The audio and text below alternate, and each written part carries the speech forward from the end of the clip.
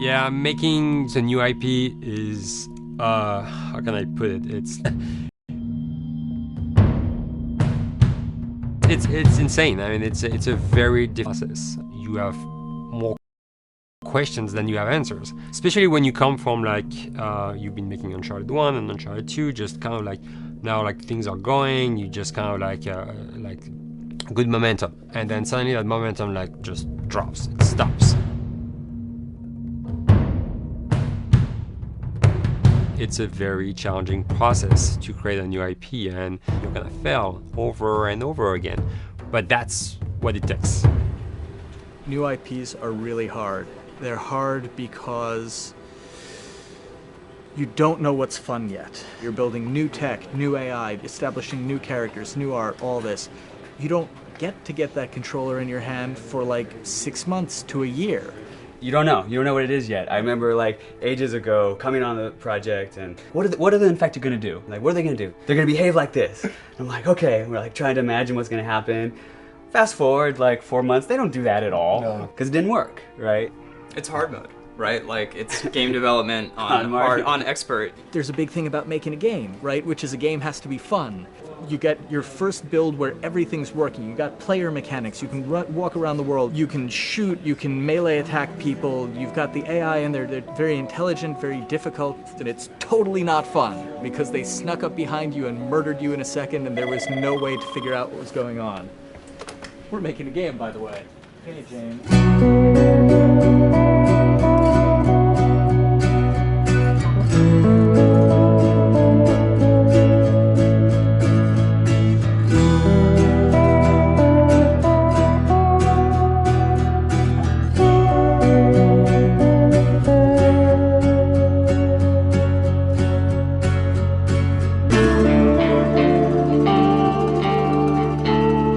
The company has grown quite a bit since I started. I think I was the 12th employee or something back when we got started, but we've tried to stay true to those smaller studio roots. I've been here for 16 years. There's just no reason to leave. I just like the environment here. It's very non-corporate. I think the way we work on Naughty Dog is kind of special because we don't really like hierarchy or bureaucracy, and no one is really just a manager here. Naughty Dog has a very flat structure. We pretty much all report to the co-presidents and the game directors. I always tell people when we hire them, just like, my job is going to be able to trust you, and that's what I want. I want just to give you something and you go with it, and I know it's going to get done. We believe in iteration, we believe in collaboration, and we believe in the people making the game working directly with each other.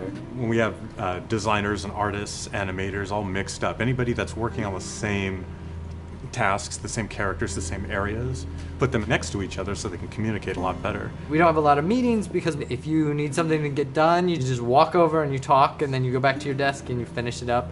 And I really like that. I like when I just walk in the office and I see just designers talking with the programmers or programmers over the animators and talking to them. I think that's when really the magic happens. Naughty Dog, we really try to cultivate a culture where anybody can criticize anybody else's work. And we encourage people to be blunt about it and not try to sugarcoat it too much. It takes too long to be nice sometimes. It's not personal. It's based on more like how can we make a better game. We want everybody to have a voice. We want to cut out all the bullshit if we can, making sure that people are making decisions not based on ego, but what is going to benefit the game. When you see that people trust your opinion and that they value it, it's such a great feeling. You really feel like you're working as a team on a collaborative effort. We want to sort of remember where we came from and you know why we were successful then, and try to continue that success now. We make games. That's what we like to do. Back when Uncharted 2 wrapped up and we decided that we would create a new project, we kicked around a lot of ideas. One of the very earliest ideas was to go back to Jak and Daxter.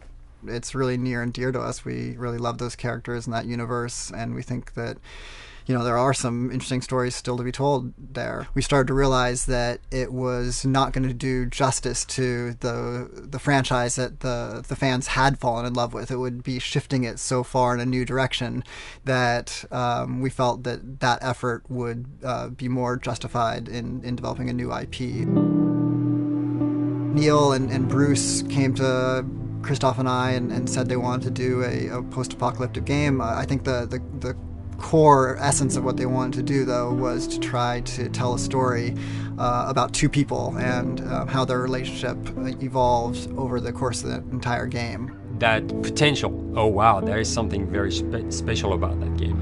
This is going to be polished. Like, you're not sure if it's gonna work or not, and you have doubts. And like, should we be doing a game like that? Should we be doing a first-person shooter? Whatever. Like, you ask yourselves all those questions. And the creative director and the game director are the core of the team that have to really see eye to eye. That's why you have that balance between like Bruce and Neil's gonna try to push the just the story and the characters, and Bruce is going to try to push that with just the gameplay as well. And so it's kind of like those guys are just trying always to find the right balance between the two. It's a very delicate process. We feel that the interactive medium has an untapped potential to touch the feelings of the player. You have that connectivity, the fact that I'm actually in the world and participating in what's happening on the screen in front of me. It gives us some sort of advantage to make you feel connected with what's actually happening. At Naughty Dog, that's what we're trying to do, is pair story and gameplay together. If we can make you feel like you're actually with these characters on that journey, and you're invested in those stories and those characters, then you're feeling, in theory, the same thing that they're feeling. As the story evolved and took different shapes and different forms, the thing that was always there was Joel and Ellie. And because of that, everything kind of grew out of that relationship.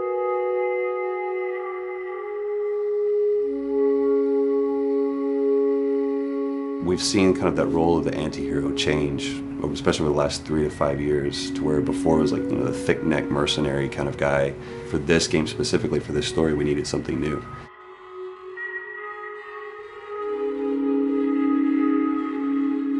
The reason we didn't want to make Ellie Joel's daughter from the get-go is because it wouldn't have anywhere to go. Of course, at that point, he'd be willing to do anything for his daughter, because that is what a dad would do for his daughter. If they didn't even know each other at the beginning of the story, then we start from scratch. It's almost like the player has the same relationship to Ellie as Joel does. And we could take our time to build that relationship between these characters. And if we do it right, then the player will be feeling that same growth that Joel does. And we're kind of mirroring that emotional relationship between the two.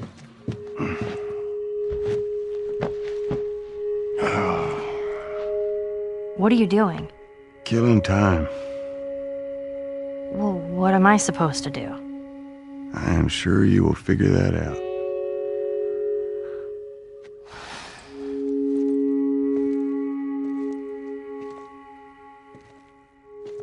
Your watch is broken. It's exciting that Neil wrote something like this, where he's like, I don't want to make the stereotypical characters. I want to make real people in this crazy situation and these forced to make decisions that are really tough. Like, what would we be like in those situations?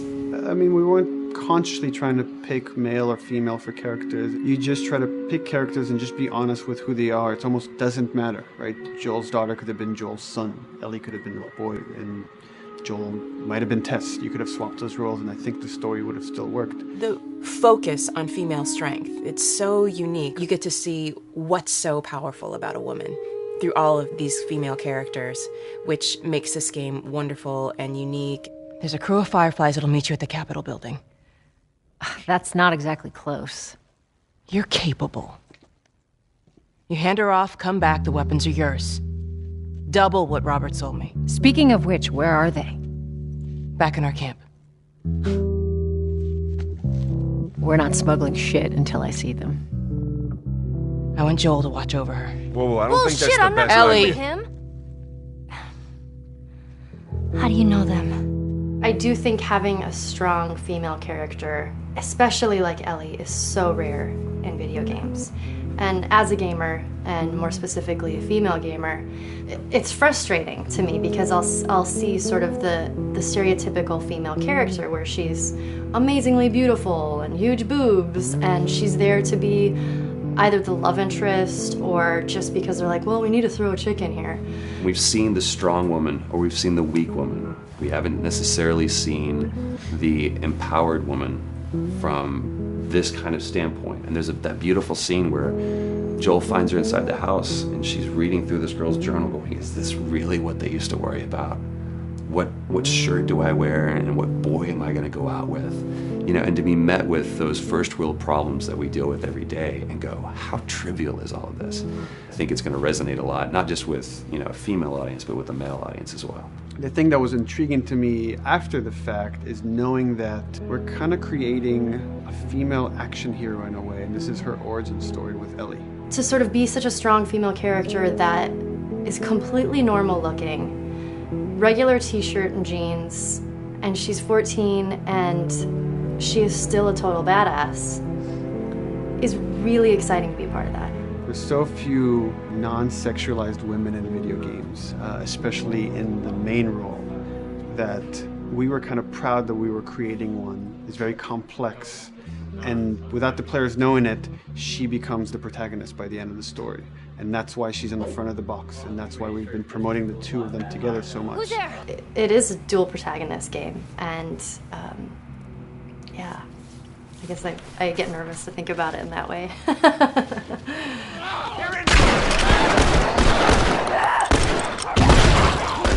We couldn't talk about it. In fact, in interviews we've been lying about it, saying you never play as Ellie because it was so important for that to be a surprise.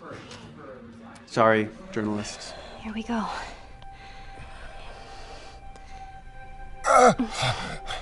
Sorry.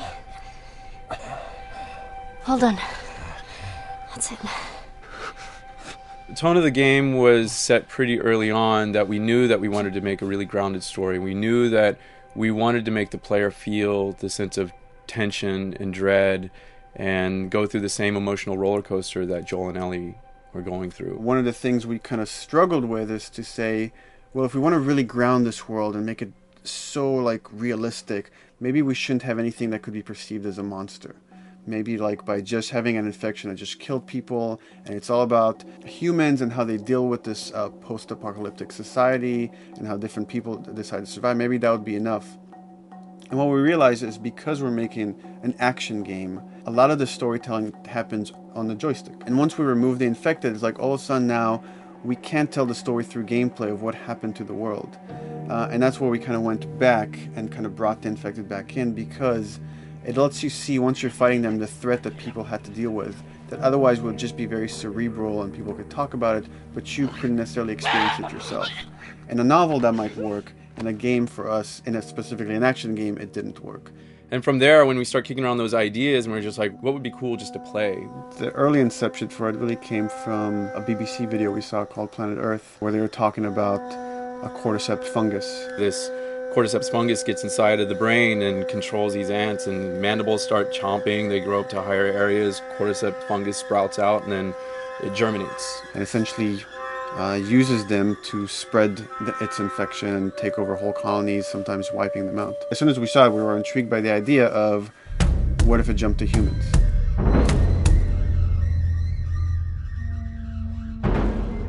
So what would happen? How would people react? What would happen to society?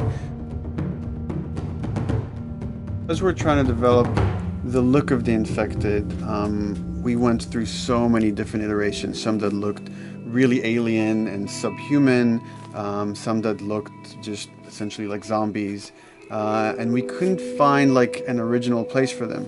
But one of our artists just did this kind of photo mashup where he took a bunch of images of diseases or images of fungal overgrowth, and he kind of mashed it all together and he threw it on this person. It was a very iterative process, making sure that the fungus felt properly integrated, like it was part of the body, growing out of the body.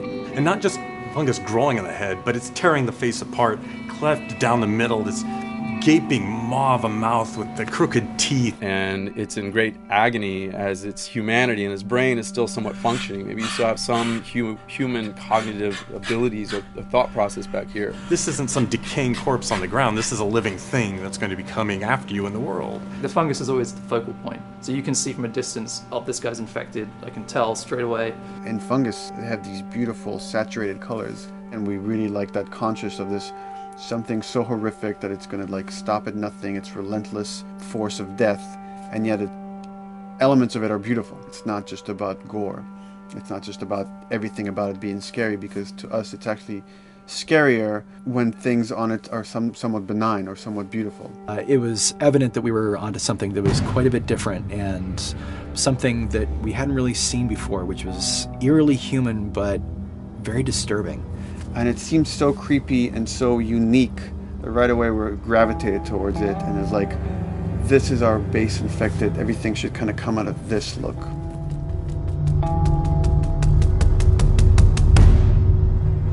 So once we had this idea of the face-splitting kind of look that eventually became what we called the clicker stage. We went to great lengths to create a full biological cycle for these things. So in the early stages, you don't actually see too many signs of the fungus surfacing out of the skin. It's kind of underneath it, like people have lumps starting to show. The eyes will be kind of cloudy or lopsided because the fungus kind of originates inside the head. That moves into the next phase, which is the clicking phase. And if they mess with the eyes, we end up saying, well, how do they get around? Oh, echolocation. And they use a form of echolocation to track down their enemies. Just like bats, or even some blind people can see by making a clicking sound, a sound that on its own wouldn't be very scary. And then to associate it with something that people in this world are very fearful of, so that as you're exploring an environment, all of a sudden you hear this click, and you're seeing everybody just get frightened, just everybody duck, everybody hushes. Great.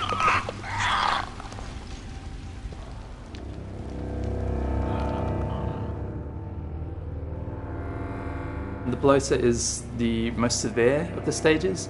So large pieces of the body has been replaced by these kind of fungal plates. The fungus completely takes over the body and blooms. They're kind of covered in things that have been growing on them. Things like moss and like little life on life kind of.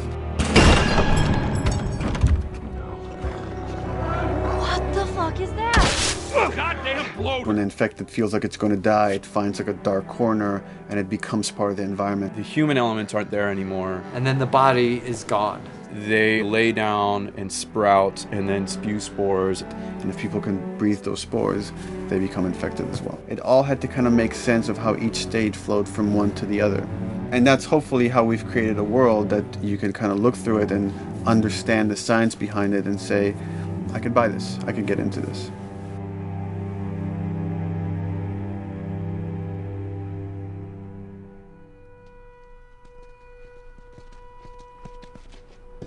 Mandatory evacuation.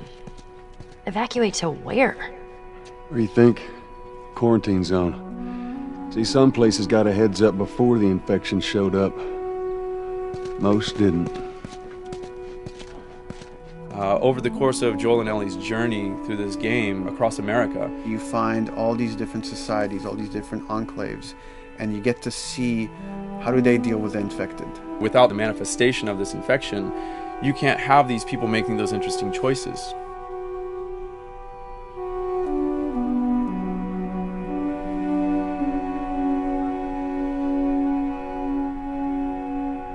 The world we decided was actually its own character, really grounded with a lot of texture. What happens, after 20 years of the fall of man, when no one's taking care of anything? This book called The World Without Us describes in detail how much fighting on a day-to-day basis we have to do to keep nature back. And once you stop doing that, how quickly nature can reclaim that. As they talk about New York, and how every day they pump water out of the subway system. That system breaks down. Within 2 days, the whole city is flooded. And once water gets introduced, then structures collapse pretty quickly. Trees will sprout, and wind will carry those seeds over, and gutters get clogged. And then when it rains, water fills up, and then pretty soon you have vegetation growing over there. And once you have vegetation, concrete breaks pretty easily for when there's a tree and roots breaking through that. Even some of the stuff we did on Uncharted, exploration of how temples were ruined.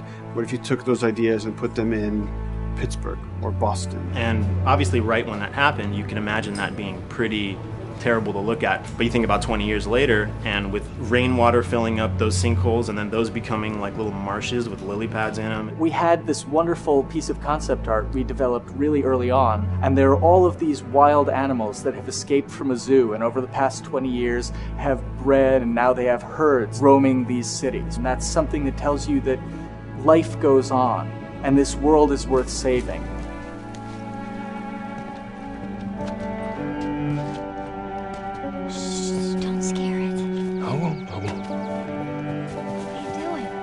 There's something really pretty about nature reclaiming its domain once we are gone. So fucking cool. We have another level of OCD, of the logic goes into some of these environments. Water damage seeps into them, that creates some little moss growing on the floor, or a tree radiates energy from its base, and that over time starts to melt the snow around it. And that's the reason why you'd see those like rings of leaves showing through in the snow. That gives it that extra, believability. This is pitch art. I'll try to start with an idea that conveys sort of the feel of the environment. Something like this, very brushstrokey, very painterly. You can see not a lot of detail, just energy and conveying a mood. This is sort of just a conversation starter, and then this would be more of an actual space. So you start talking about, is this too tight of a space right here? Would the player even fit through there? Do we even want to include water? Those are conversations you start having a little bit later. And then it usually needs several more passes back and forth in order to be tightened up to be the experience that you would see in the final product. So, dude, I was actually trying to figure out right here, there should probably be some dead foliage. It might be cool to see some of the dead stuff around the edges of the green, or like even spilling out into the street. Maybe what we do is, in some of these areas, we use it as like a transition from the actual concrete to the side of the building, so like they're almost sitting on top of a bed of dead foliage, like that really rich kind of like orangey brown color. Sienna or something would be nice. Something real cheddary. That's how you know you're done. The end product often ends up being stronger because that bouncing back off somebody else gives you a result that maybe you wouldn't have even thought of in the first place. All right, here's the bridge. That's our way out of here. As far as concept art goes, definitely the ultimate goal is just helping everybody as much as possible. Me and the background artist will work together. I'll often just go to them because they've got like a really, really good like visual imagination. At some point, you came in almost like flat on. So that's kind of good because the bus station is right in your peripheral view, and you're probably going to enter the bus station. You're probably not going to get lost. But it doesn't at all utilize this cool architecture here, like the bus station sign.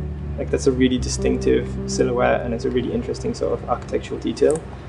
So we changed the entrance. Look at that. Another city, another abandoned quarantine zone. I think it's a better composition anyway. It's not so like symmetrical. And I think that was done so that this sign read better. If you didn't see the word bus on it, you might not know it's a bus station. So I think that helps. Everything we're doing in the environments is relating back to what you should be feeling in the story or what's happening to these characters. Was that everything you hoped for? Jury's still out. But man, can't deny that view. Come on, this way.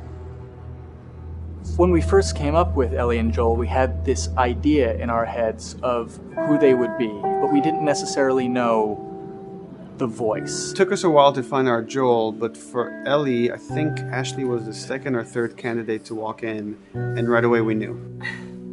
Yeah, you know Why what? are you so scared all of a sudden? Because I'm a coward, okay? So just get your shit and let's get out of here. Damn it. I'm not like her, you know. What? You think I'm gonna end up like your daughter? The way she delivered the lines, the way she just embodied that character is like, that's Ellie, there's no question about it. I saw the character artwork and I related to her a lot. I mean, she's kind of a tomboy and she's kind of tough, and I mean, obviously I'm not 14, and I think that's the main difference between the two of us. I read the scenes and I was like, I need to play this part. You want to be my hero? Forget the whole bit about saving my life. Buy me a stack of these bad boys instead. Where'd you get that? Back at Bill's. I mean, all this stuff was just lying around. And then once we had her, we said, okay, well, we're going to do another round. And we're going to have Ashley this time in the casting sessions. The chemistry of these two characters was imperative to get right. Troy was a really interesting casting for Joel because when you see Troy, he doesn't look like Joel at all. You know, he's so handsome and he had like, you know, the frosty hair and totally looked like Final Fantasy. And so I'm like, yeah, I don't know. He's like this tall, pretty. It didn't seem right. I walked into the room fully aware that I was the youngest person that they were seeing for this role. It was a line that was in the audition side that says that Joel has few moral lines left to cross. And so that became the anchor point to the character. But then as soon as he spoke, and he had the grit in his voice, warm, yet kind of dangerous. And his movement is just like you bought into it. Why are you so scared all of a sudden? Because I'm a big coward, okay? Now pack up your shit and let's go. God damn it. I'm not her, you know. What? You think I'm gonna end up like your daughter? Lily, you are treading on some very thin ice right now. It was Ellie and Joel. after he read, it was just like that was it. I've done some video games in the past, but to be handed the mantle of a franchise like this was a pretty big honor. Is she alive? She's alive. She's David's newest pet. Ah! Where? In the town. She's in the town. You mark it on the map. It better be the same exact spot your buddy points to. Neil pulled me aside one day, and he said, I have some ideas. And as you're well aware, Neil is a little twisted. He came up with this character, and, I just jumped at it. It was such a departure from everything I've done here for Naughty Dog, to say the least. Name's David.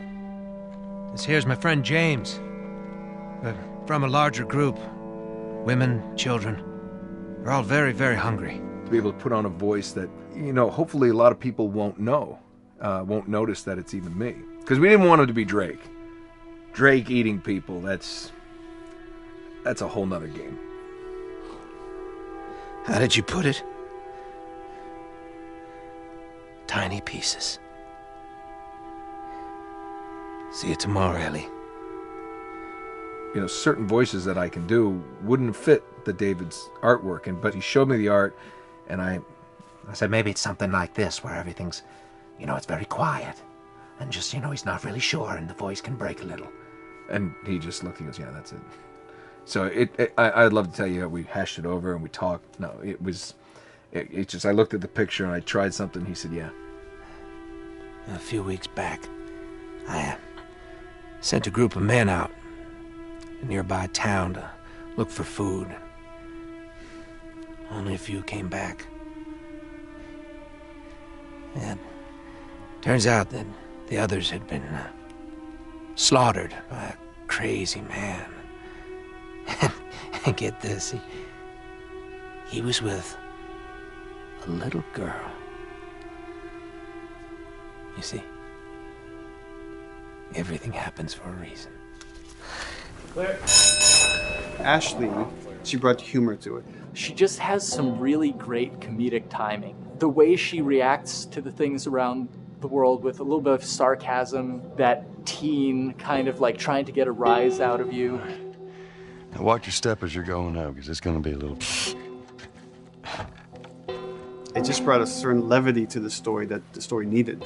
You didn't even realize it needed it until she started doing some of that stuff. Oh, I'm sure your friend will be missing this tonight. Mm-hmm. It's light on the reading, but it's got some interesting photos. Now, Ellie, that ain't for kids. Whoa! How the hell would he even walk around with that thing? Get rid of that. Well, hold your horses. I want to see what all the fuss is about.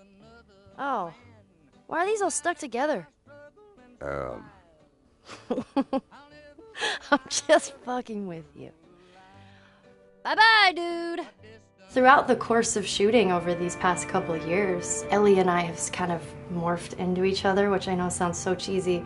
Neil always asks, he's like, well, what would you do in this situation? I think the most important thing that Ashley brought is a sense of capability to Ellie's character that wasn't there in the beginning. The very first thing we shot involved her being pulled out of a car and attacked, and Joel was supposed to go save her. It was written that Ellie sort of was just kind of watching on the side, just waiting till he was done, and I was a little frustrated because I was like, well, if this were real life, I would do something. We did a couple takes, and at some point she walked up to me and she said, I feel like I'd hit him. So we added in a part, like, right there off the bat, she's not just this damsel in distress. Right there, she wanted to fight back from her very first day of shooting. We didn't have it right initially. She needs to be more capable than initially we thought she would be, and actually that made us go back and rethink combat and rethink a lot of the areas in the game, and now she was going to take a much more active part.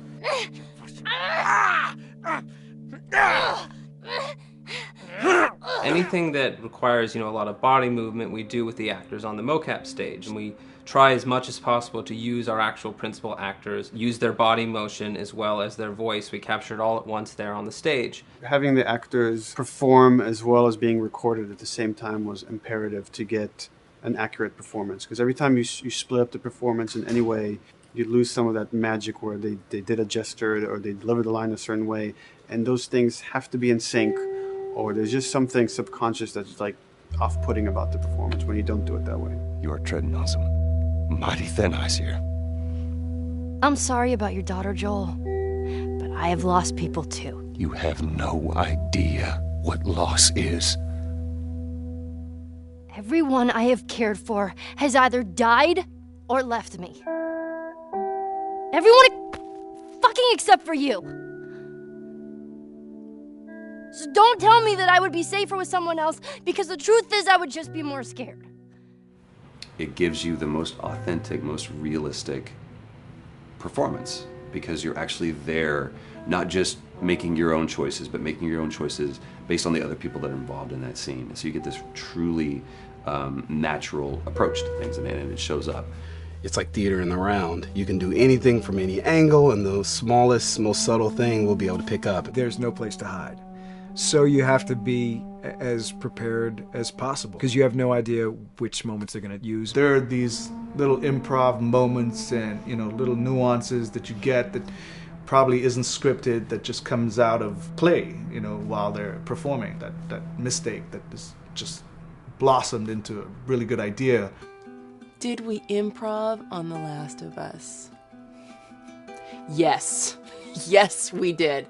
Doing this was a whole lot like being 5 playing in the backyard with a stick, and this is my machine gun, and and a pine cone is my hand grenade. It's all your imagination.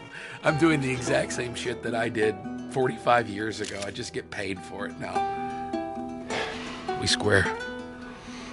We're square. And get the fuck out of my town.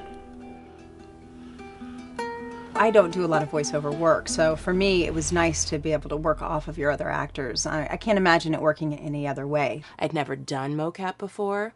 I didn't know what to expect. The suits were crazy. Yeah, the suit gave me wedgies. Like, deep wedgies that I had to pick out with my middle finger. Too much information. Just how damn sexy I look in a motion capture suit.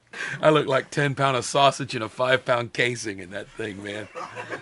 Once you get past the fact that like everybody else and you look like weird clown people with these little dots and stuff, once you like give over to that, it really was pretty easy to make it just feel like you're in the moment and in the scene. Everyone that was on this is a slam dunk. This isn't just another gig to them. And that creates a really cool energy for people to really start experimenting and playing jazz. Floor is yours. And action.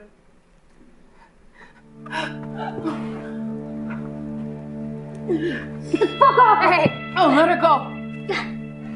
Don't worry, this is fixable. But I can't come with you. Well, then I'm staying. Ellie, I want Joel to watch over her. Oh, no. Bullshit, I'm Ellie! going with Start him. to. I could just take her to the North Tunnel and wait for me there. Jesus Christ. Just cargo, Joel. How do you know them? We craft the scene out until it has a good feel, and then we pass it off to animation to clean it up. Real life motions don't necessarily always translate into gameplay. There's something that's usually missing, so we have to, maybe enhance the gesture or enhance the shoulder movements or a breath that you want to be able to feel, but you don't really see it, so you can't really feel it unless you see it. Is everything all right? Yeah, everything's fine. I could have him lean in here a little bit more, like this, take his hand down. When they're on stage, they don't necessarily have windows, so that weight of like really pushing and leaning in, it's something that we would have to accentuate. Give him a little bit more weight on that turn, or put his head down a little bit more. There's a lot of dialogue that gets said between the two characters. We have to bring that alive through animation, and we have what we're using as gestures. Why would they mow down all these people? Can't let everyone in. If you turned off the sound, you'd know that they were talking to each other. And that really helps accentuate the relationship that the two have together. We have certain animations that play in the beginning of the game on Ellie. She's traveling with Joel, who she doesn't really know. There's a lot of gestures to make her look nervous, just her overall stance. Later on in the game, they develop a relationship through the animation, not just the dialogue. You can see that she's more comfortable around him. If that reads well with the player, then, we're doing our job.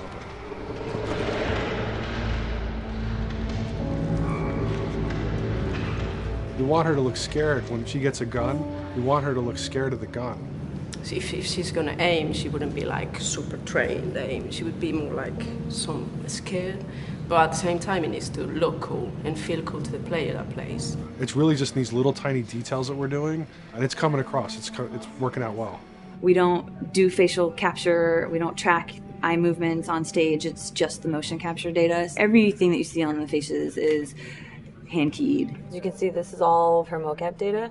And so when I'm doing something like this, I go back and forth to the performance that she was giving, and I watch just this section over and over and over again. So this is our default face, where I can make everything super extreme and make her all squinty and angry, turn her frown down. I can open her mouth, stick her tongue out. It's listen, watch. Okay, where's her mouth at this point? Like, is it open? Is she making like a grimace? About Tess, I don't even know. Here's how this thing's gonna play out. You don't bring up Tess. Ever. Matter of fact, we just keep our histories to ourselves.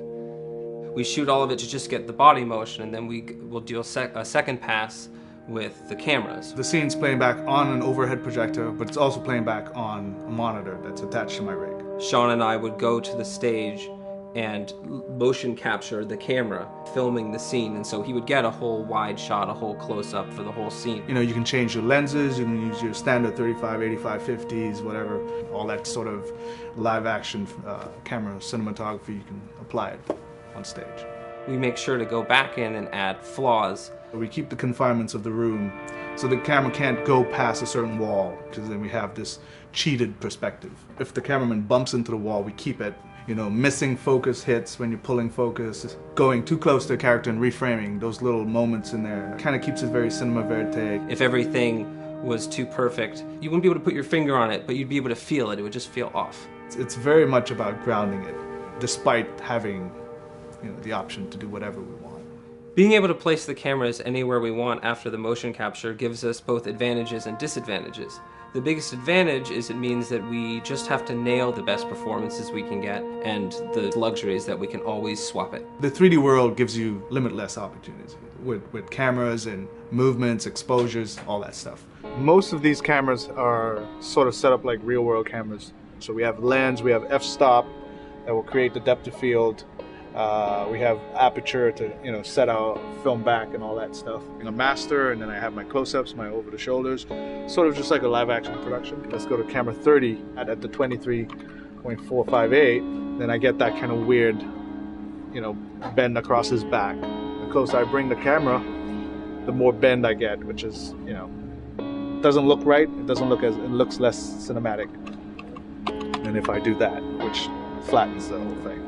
And I'm trying to also catch Ellie. Like if you scrub a little more, catch her in the back here. So I want a longer lens of that kind of stuff. Since I've only had experience working with live action before I got into video games, it was a kind of a cool adjustment to be able to have this extra flexibility in post, to swap a line of dialogue for something different, even though that's not what the actors said at that time, and to be able to still have a close-up on them while they said it. You get to make it probably more perfect than you could ever make it in live action.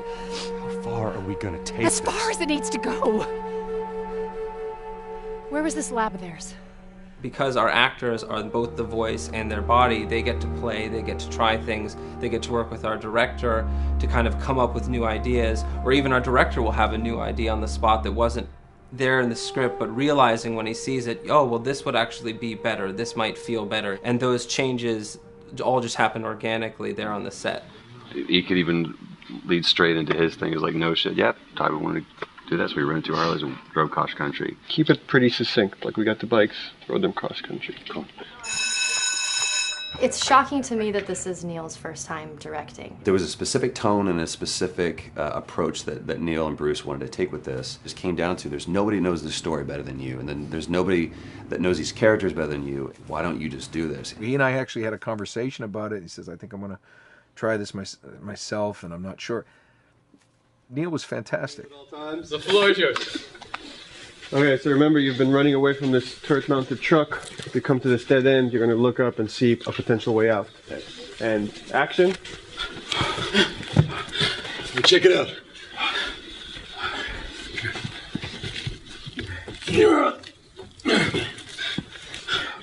I mean, his writing is honest, and it's dangerous, and it's natural. And I love his economy of words. He doesn't hit everything on the nose, so it leaves it open for you to interpret and bring some nuances and things like that. The entire process is collaborative, but really it's led by Neil's willingness to change and flow and decide something doesn't work, fix it right there in the moment.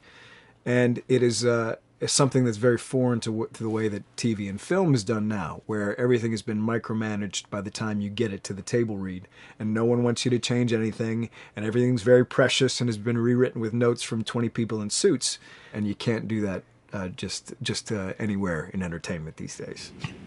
Yeah, I want to make sure. I think I swung too far over to this way, and now it's a little bit of making jokes about it, and I need to bring it back to center a little bit. There's one scene in the game where we see Joel not as a ruthless survivor, but as a father. I knew from the very beginning that he was going to lose his daughter, and I just told Neil, I was like, when that day comes for us to shoot that, I need a heads up. About a week before, he said, it's time, we're going to do that scene. I was like, okay, because I knew that I was going to have to go to this place that you don't really want to go to as an actor. You want to find some aspect of reality that you can empathetically draw from, Troy and I were both kind of just like walking around for a while and just kind of getting into the zone, and well, my grandpa died when I was 8. He was like my dad, and so that's always what I use to get into that place. I started recalling all those memories and starting pulling up all those feelings, and they're just right underneath the surface. When I walked back in, everyone realized that something was different. They kind of like calmed down, You could feel the energy just like drop a little bit more. It was brutal. I lose my shit. I mean, just completely break down. Don't do this, please, God, no. Oh, God, no!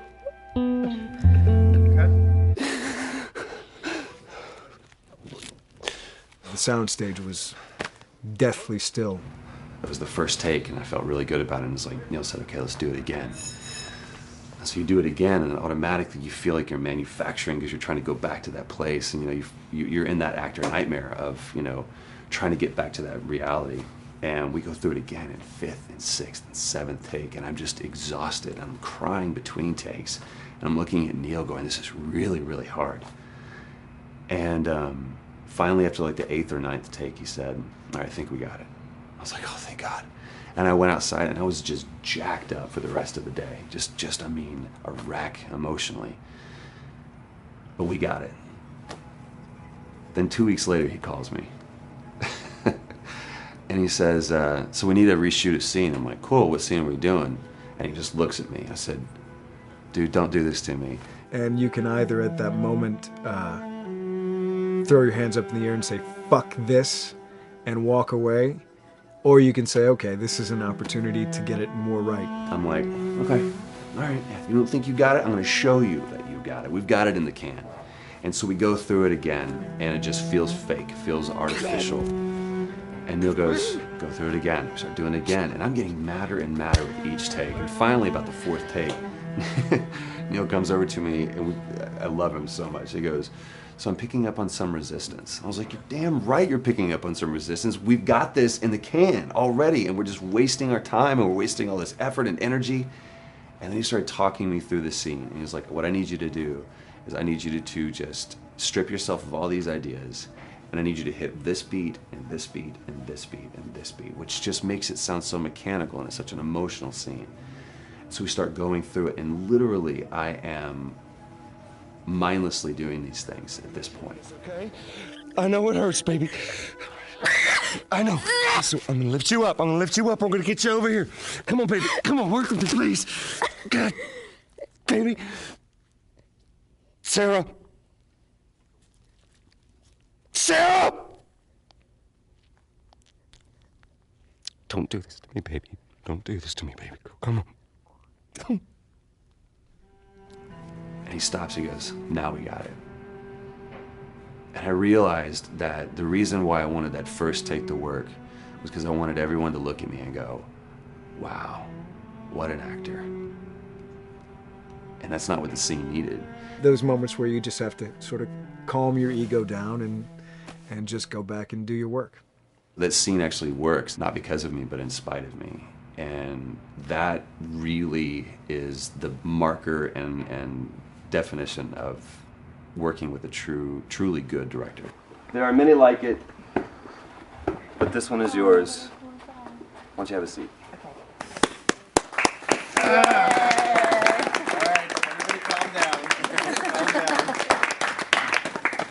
Thanks, guys. The director's chair. Working on the project, we knew we wanted to have a pretty minimalist soundtrack. And we had a folder where we just throw music in there. Looked at the folder one day and we saw, we have a lot of stuff here from Gustavo Santaolalla. We're looking for a composer. What if we reached out to him? Oh, no. Sarah. Move your hands, baby. I know, baby, I know. Listen, baby, I know this one. You're gonna be okay, baby. Stay with me. I want to pick you up. I know, baby. I know it hurts. Come on, baby. Please. I know, baby. I know. Sarah. Baby.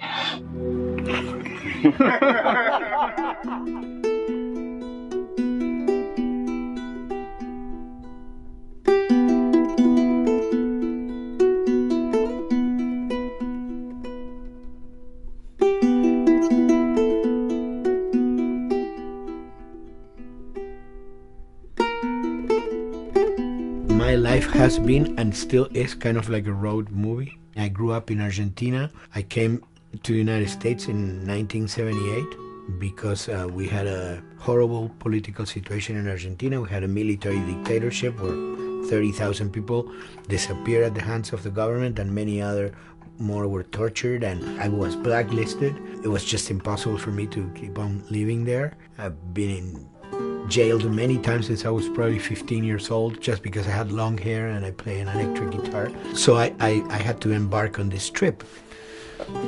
I can relate to that kind of need of movement and going to the next place and the next place and the next step. I'm always attracted to the possibility of getting involved with the script and talking to the director. It's never been, oh, give me a piece like this or give me a music that's this. It's just been very high level. Here's what the story's about. Here are the themes. Go write some stuff. Since I don't know how to really read or write music, the way I produce music is actually recording it. So I like to come early in the projects, and I did in The Last of Us.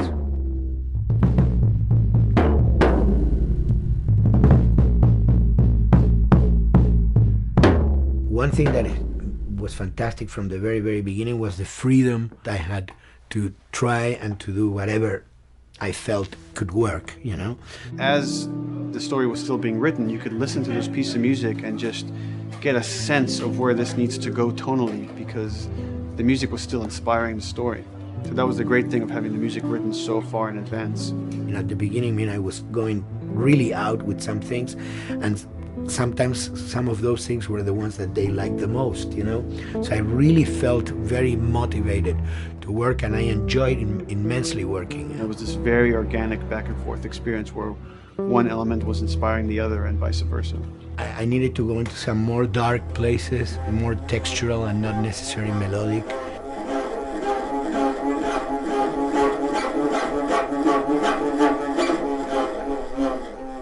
I'm always trying to sort of push myself into playing instruments that I don't know how to play. There's an element of danger and innocence. Lennon once said, you know, give me a tuba and I will be able to do I'm an artist. I should be able to do something. I like to put myself in that situation.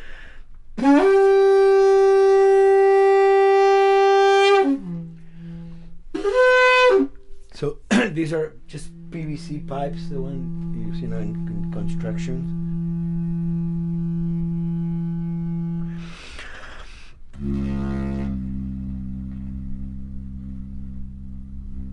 Or instruments that I know, kind of twist them. From the concept of the prepared piano, you know, I mean, I've worked with prepared guitar to stick things into the guitar and things like that.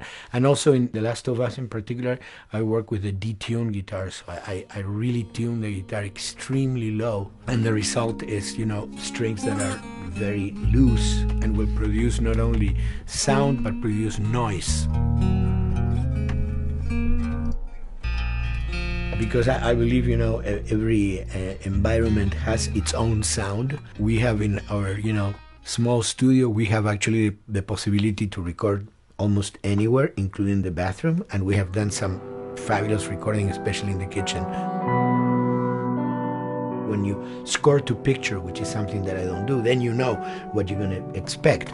But when you provide people with music, like I've done in all the films that I've done, and then you see it, how the director decided to use that, you know, in what particular way he uses it or where they edit it. It's always fascinating to me. I watch a scene and I'm going, you know, it's fantastic how they use this piece. I would have never, of all the music that I've done, probably I would have never used this piece there, but it works, you know, great. So I like that feeling of a collaboration.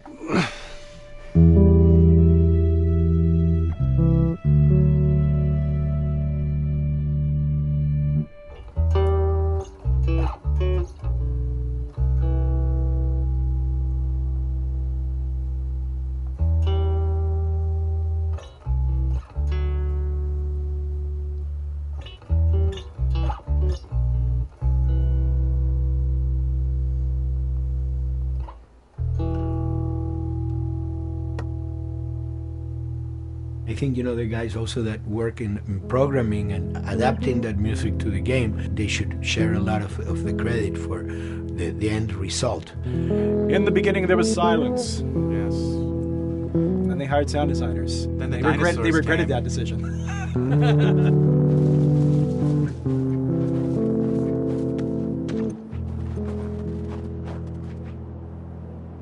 Hold it steady. Ha! Got you! In a much quieter environment like that, we really had to fill out the soundscape with much more natural sounds, much more detailed, delicate sounds. The tension comes from the lack of sound, in a way. Your brain is thrown off because where I expect to hear buses and crowds, all of a sudden I hear wind and leaves rustling. Again, it's creepy and beautiful at the same time because it's almost like I'm going on a hike, but I'm in a downtown area.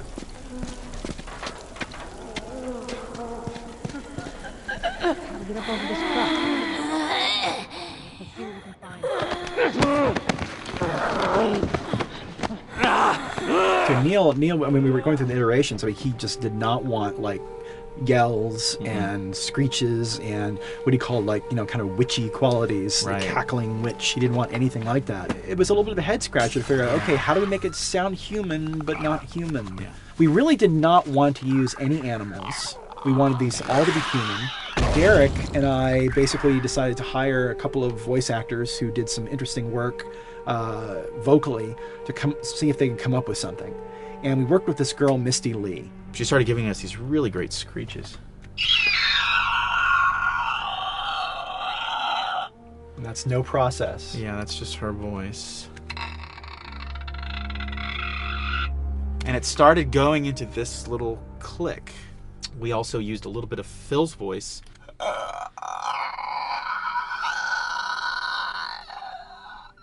We'd combine that also with an occasional, Derek.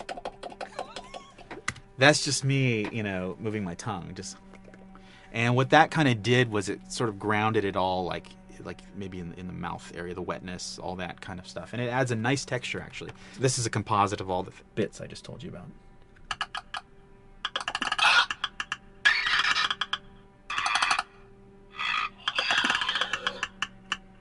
Sounds like a Snapple bottle. Oh, the lid? Like the lid, yeah. That's a good idea. Fuck, where were you guys like months ago? Why did we think of that? Why did we think of that?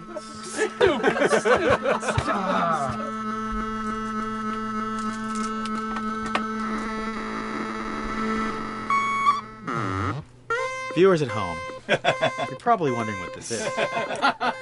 Let me tell you. About 10 years ago, I saw this Synthie A suitcase synth. I wanted to get one. This finally arrived in January, just in time to start using. I thought, well, what can I do with this?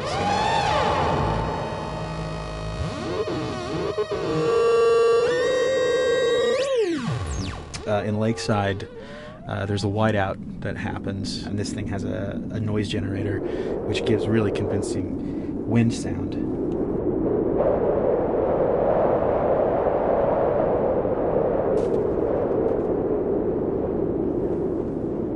The military still has technology. There's sirens and alarms, so I wanted to try some new concepts.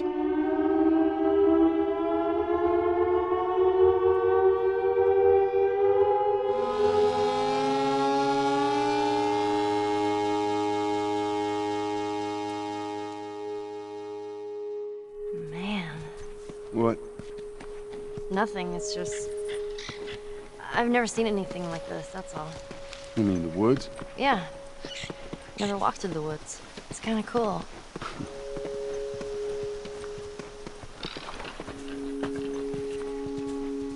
We consciously take in consideration lighting in the beginning. Most of the game, we don't really have any real man-made light sources, so everything is naturally lit. In the past, you know, we could use a lot of artificial light, but in a world that has no electricity, We have to hide most of the time, and that requires getting very close to certain assets.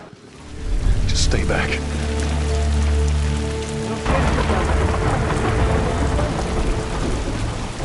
Otherwise, can't.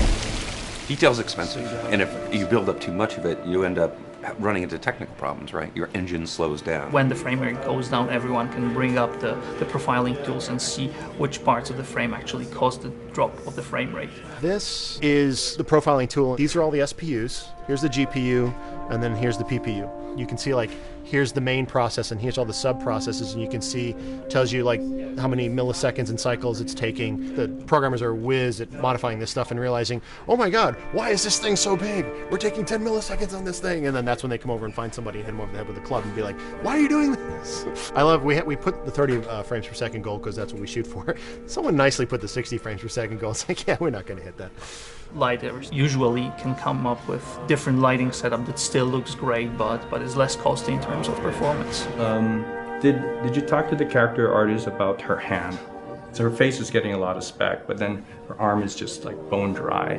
You think something we can tweak in shader? We'll have to send back to character team Michael to take a look. I can play with the lights and see if that's creates more like spec. Yeah. I've never ever focused so much on lighting and how much sensitivity there is to that here. One of the first lighting scenarios I had to do was like 7 a.m. like overcast, and I'd like wake up early and like take photos with my phone. What color are the shadows? What color is the light?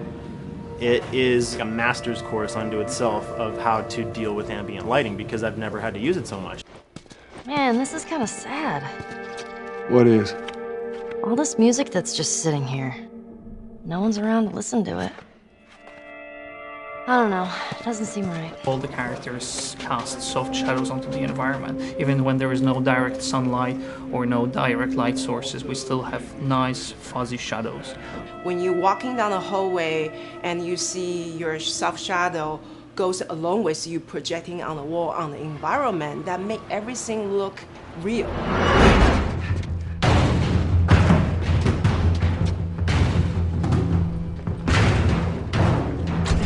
Follow me, through here. Okay. The flashlight brought a whole new spin on it. So some of the environments end up being really, really dark, and you need the flashlight to get around. Give me a hand. We want to have the environment be really dark, but also at the same time have colorful surfaces that are sort of hidden, so when a flashlight hits one of those, it bounces off onto the ceiling. If you shine a light on a red wall, it will bounce the red lighting on the whole environment. And it's very difficult to do, very expensive, but we did it. Everything should have a bounce lighting, otherwise the world is gonna feel dry and unrealistic.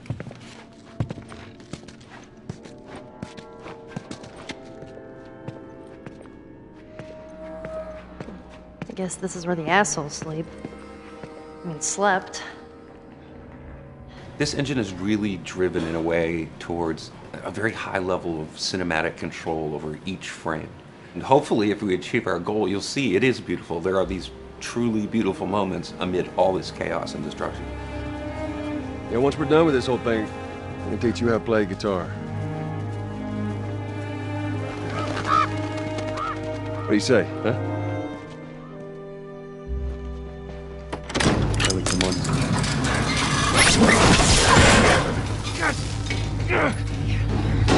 I got you. Damn it, Bill. What just happened? One of Bill's stupid traps. There, that fridge, it looks like that's a counterweight. Okay. The story really dictates sort of the arc of the overall pacing. Storytelling would always want to be subtle. They would always want to keep the world grounded in reality. But gameplay has requirements where the player needs to see this thing. The player needs to immediately know that the enemy is attacking, that this room is dangerous, that this room is a puzzle that you have to solve. What are the things that we can do on the joystick to make you feel the same way that these characters are going to feel when we get to this next pinch point in the story? There's a turn in a scene that we need these characters to take, and we need you to feel it or understand that, and that means you have to play it. Sail! Oh, thank God. Gotta keep running. Ah! Doorway, over there. Run!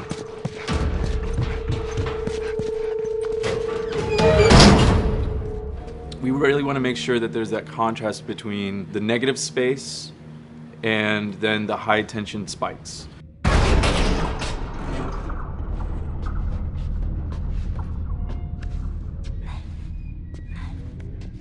A lot of times we won't play music, or we'll play very minimal music just to let you know kind of the state, whether you're still in stealth or combat has broken out. Hearing someone's footsteps or hearing a person breathing on the other side of the door has so much tension to it. You hear that?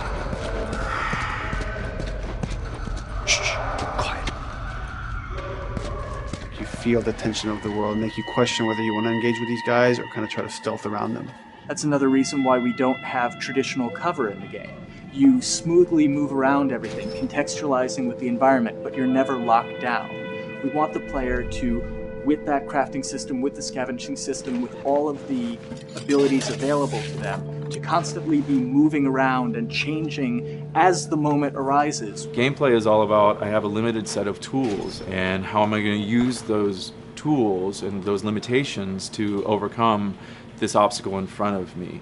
And that obstacle might be infected, might be another class of humans that wants to kill me for a bottle of alcohol in my shoes.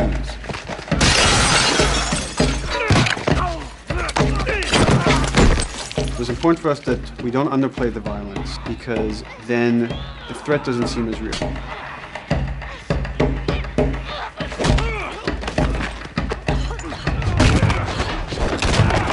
We see video games as this incredible medium to tell stories. We want to treat it as equals to books or comics or TV or movies. This is subject matter that would not be considered out of the ordinary to tell in one of those other forms of entertainment. Fucking hunters. See, this could have been us. We wanted you to buy just the desperation of these people and why they're behaving this way, because it's so brutal. And at the same time, we didn't want to make it so over the top, stylizing it, so then it doesn't become as real. It was important for us actually to hit that middle ground where it's kind of disturbing. That glint that's happening on that curvature, it'd be good if there was a way that we can guarantee that from this angle, we're seeing it. It seems but really it's flat. Overall too bright and opaque. Yeah, looks like paint. Yeah, see, the blood on the ground works really well. It's something about the other shader is messed up in this environment. We got to fix that to unify the look. Shouldn't make you giggle or laugh or any of that. You should be kind of appalled by what you have to do, but you understand why you're doing it.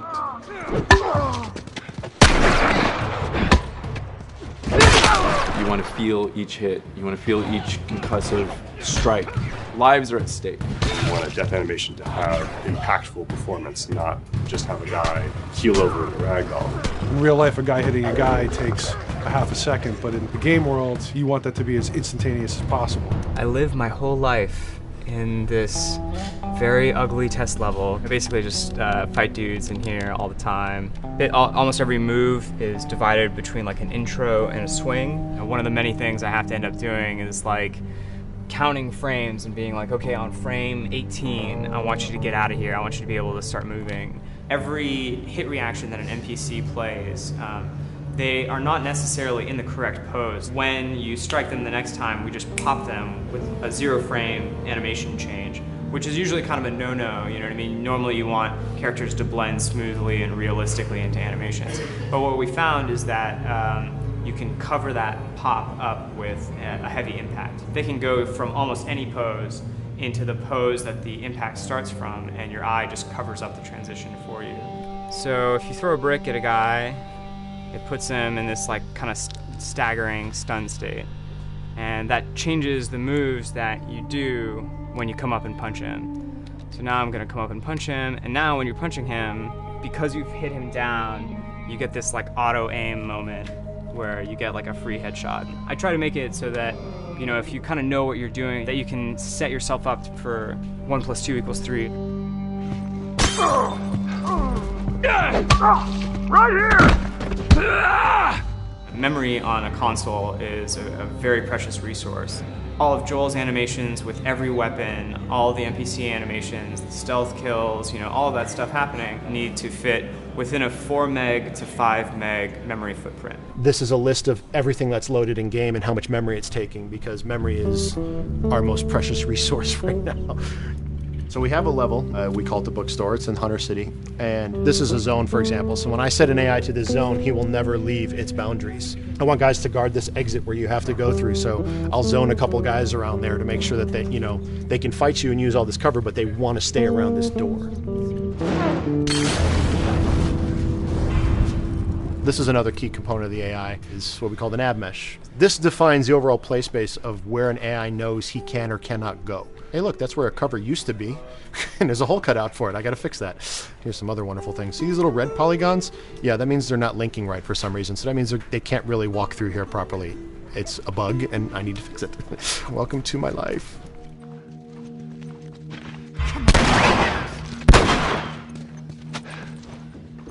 Hey!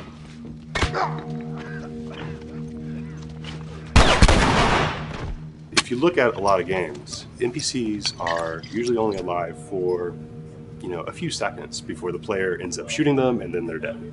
We want our guys to be much more dangerous and much more threatening, which means they have to be alive for longer. They need to exist in the world for longer, which means you as the player can witness them acting out their behaviors for longer.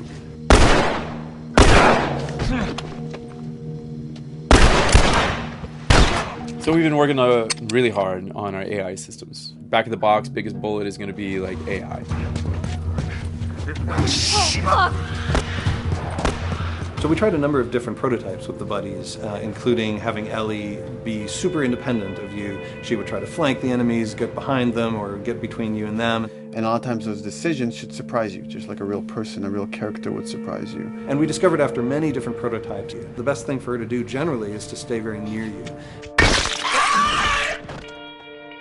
You need the exploration, you need the scavenging, you need something to say like, okay, if we just crank it to 11 the whole time, then it's pinned up there and there's no time to breathe, no time to assess or analyze, and no time to really contrast. There's no way of shifting the pacing.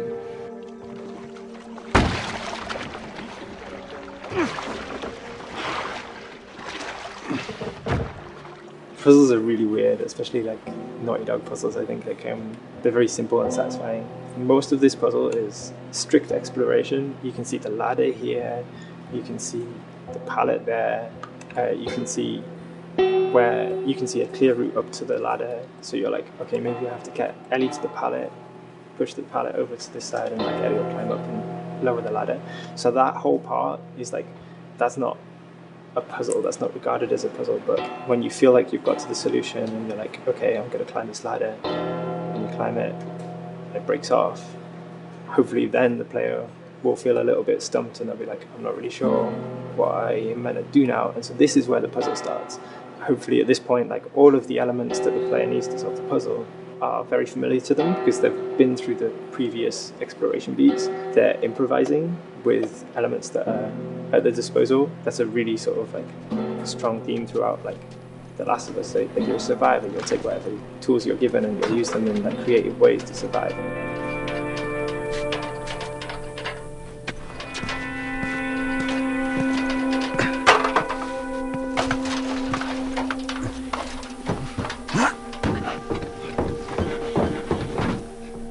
We set out to create something kind of new to Naughty Dog, this crafting system. Our lead designer, Jacob Minkoff, he got this book of like the survivalist handbook and homemade munitions and all sorts of funny stuff. Just start reading about, okay, if I was just wandering around in a collapsed society, this world, what stuff that seems like I could find? Alcohol and sugar, if you want to make a smoke bomb. It's difficult to balance the right amount of resources against what you think the player's going to need and making sure that the player feels like they're getting just enough to survive, but not too much that they feel like they're a powerhouse.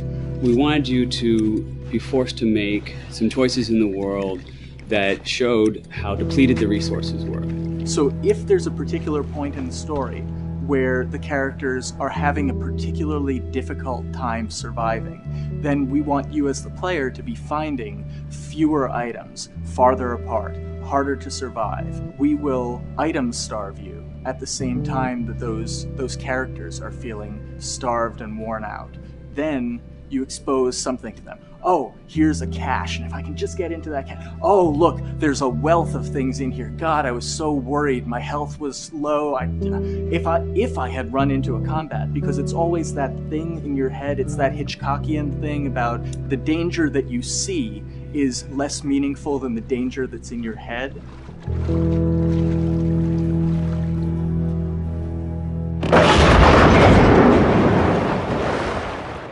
When we're designing the levels, it's nice to have the stuff that we know people are going to encounter. We kind of call this some of the critical path stuff. These are the things that 9 out of 10 players are going to find. They're right in the way. It's where you have to go. And then whenever designing a level, you want to have that little nook and cranny, right? You want to reward the player being like, oh, you went over here. And then you also want to have that other second nook and cranny.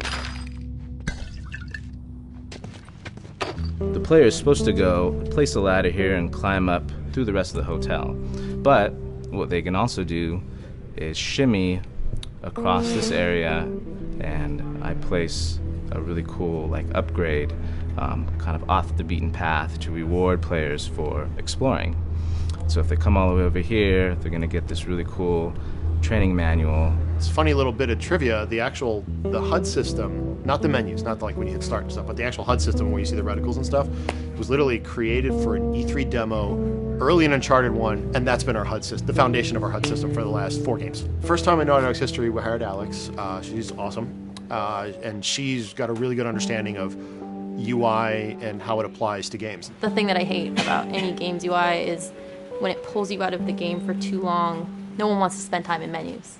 Nobody loves UI, if we're being honest. Like, weapon slotting has probably gone through more iterations than any other system. The stuff that we finally ended up implementing, you press select, you get into this menu, then you D-pad left and right through the slots, and then D-pad up and down will change the weapon, and then just, you don't have to press X or anything, you just select out of it. When you're still, like Joel is here, that's fine, but then as soon as you get into an actual situation, so I'm gonna go over here and cause some trouble. Okay, so here they come, oh god. Alright, so now I'm out of ammo, now I need to like, get back in that menu. I have to like run away from them, get into the menu, get out of it. And it ends up feeling like super clunky, like again, okay, I'm out of ammo again. Get out of here, I need to take out one of my other long guns, and now Bill's in trouble. Bill's in trouble over here. And I've got to like I'm in a menu now and it's like, oh shit, whoever designed this UI is so bad. Like, what were they thinking? Bill's gonna die.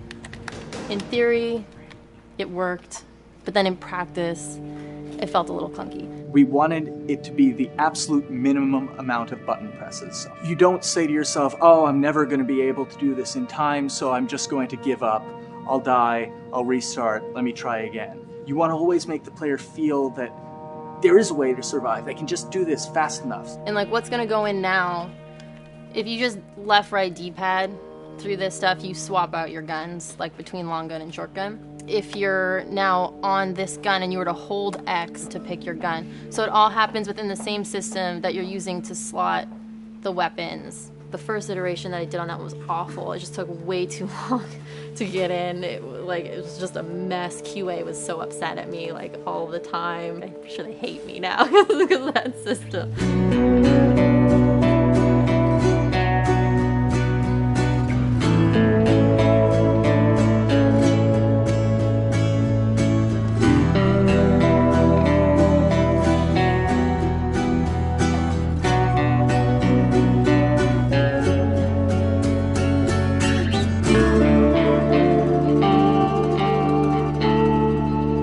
I think the way the industry is kind of maturing and changing in general, you're seeing a lot more focus and importance on refinement and polish. So having internal QA really helps.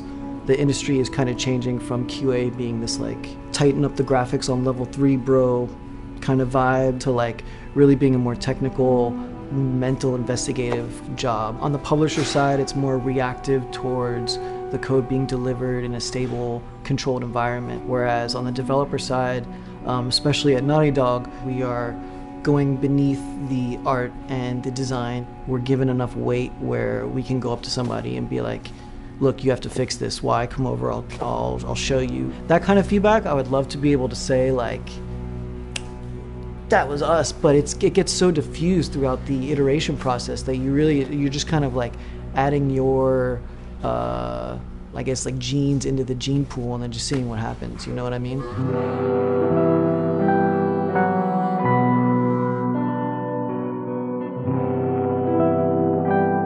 Everyone's working all the time now. But like I tell people, like 7 weeks and then you can have tons of time off, enjoy the sun, you know? But for now it's like, this is it for everybody.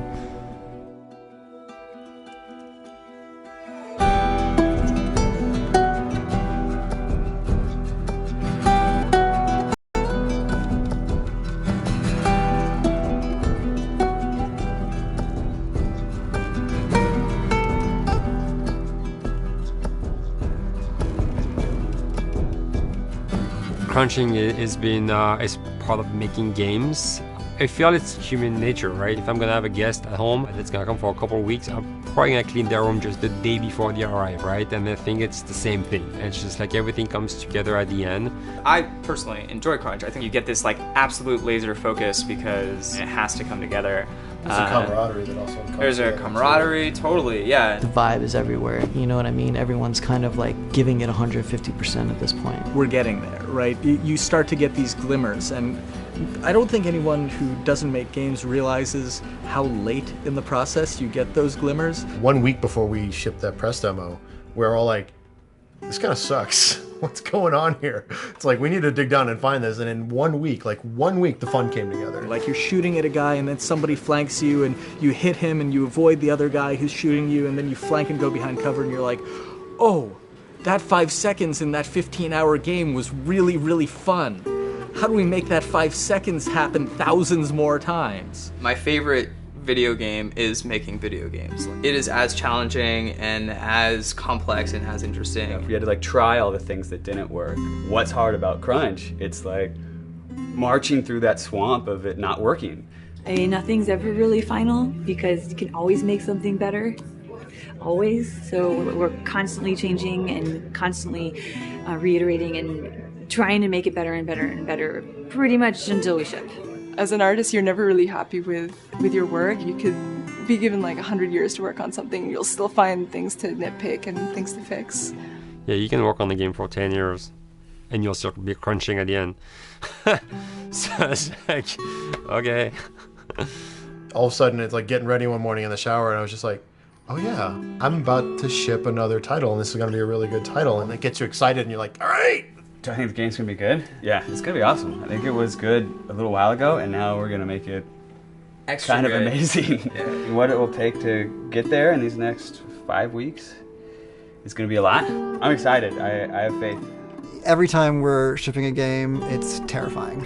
You just hope for the best. You don't know, right? I mean, people have different opinions. We have to go with our guts, and I trust the team just to pull it off. This, hands down, is the hardest, most challenging thing I've ever done. We sweat a lot, and we worked a lot, and we all went home tired, you know? But I think that's you're gonna see that on the screen. I think that's gonna pay off. Ellie? Ellie? What? The ladder. Come on. Right. After David, Ellie's visibly distant. You could have done a cutscene to show, hey, you're being very distant, and she's not responding, but to also do that in gameplay to where it's something that you've done just countless times throughout the game with, you know, let me boost you up here, get the ladder, bring it down so we can do this systemic thing, and the character responds with that, and you have to actually go over to her and go, hey, come on, the ladder, we've done this, let's do this. It's a subtle choice. Like Bruce and I talked in the beginning, is like we have these mechanics, how can we exploit them in a narrative sense? And that's one of those opportunities. I just think it's incredible that happens in-game. It's not a cinematic. You know, it's something that adds weight to that controller when they're playing. Wow, so good! Let's go eat. Let's go eat.